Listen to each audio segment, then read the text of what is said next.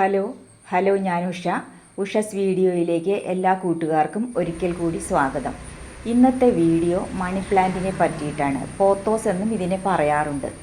Money plant പല രീതിയിൽ നടാറുണ്ട്. ചട്ടിയിൽ നടാറുണ്ട്, താഴ്ത്ത് നടാറുണ്ട്, ഹാങ്ങിങ് പോട്ടിൽ സെറ്റ് ചെയ്ത് വയ്ക്കാറുമുണ്ട്. വലിയ കീടബാധ ഒന്നും ഇതിന് കണ്ടുവരാറില്ല.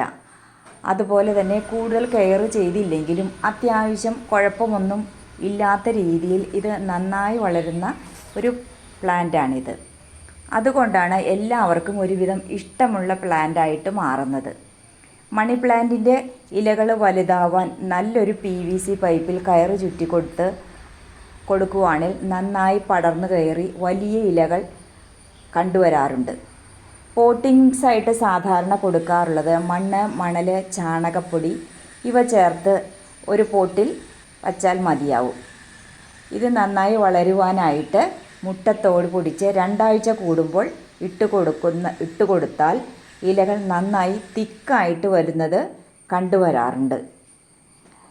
ആദ്യമായിട്ടാണ് നിങ്ങൾ ഈ ചാനൽ കാണുന്നതെങ്കിൽ ലൈക്ക് ചെയ്യാനും ഷെയർ ചെയ്യാനും സബ്സ്ക്രൈബ് ചെയ്യാനും മറക്കരുത് കേട്ടോ. പോത്തോസ് സാധാരണ എല്ലായിടത്തും കണ്ടുവരാറുള്ള ഒരു പോത്തോസാണിത്. നല്ല ഭംഗിയാണിത് കാണാനായിട്ട്.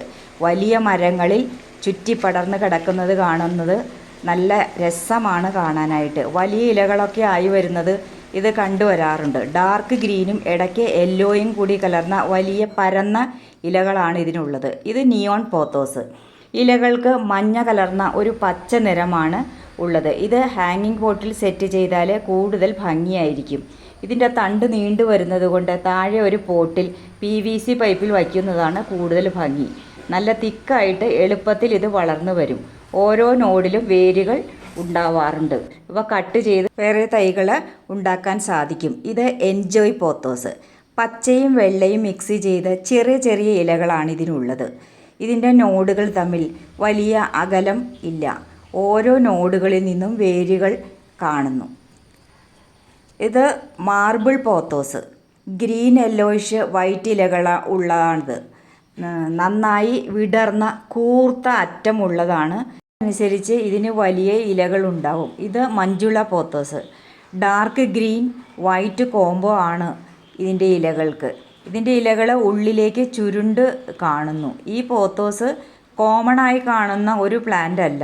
സ്ലോ ഗ്രോത്താണ് ഇതിന് ഉള്ളത്. പിന്നെ മണി പ്ലാന്റ് വർഗത്തിൽപ്പെട്ട കുറച്ച് പ്ലാന്റ്സുകൾ കൂടി നമുക്ക് കാണാം. പല പേരുകളിലാണ് ഇവ അറിയപ്പെടുന്നത്. ഈ വീഡിയോ നിങ്ങൾക്ക് ഇഷ്ടപ്പെട്ടിട്ടുണ്ടെങ്കിൽ ലൈക്ക് ചെയ്യാനും ഷെയർ ചെയ്യാനും സബ്സ്ക്രൈബ് ചെയ്യാനും മറക്കല്ലേ. ഈ മണി പ്ലാന്റിൻ്റെ കട്ടിങ്സ് കൊടുക്കുന്നതാണ്. ഓരോ കട്ടിങ്സിന് 20 രൂപയ്ക്ക് ആണ് കൊടുക്കുന്നത്. ആവശ്യമുള്ളവർ വാട്സപ്പിൽ കോൺടാക്റ്റ് ചെയ്യുക. Thank you for watching.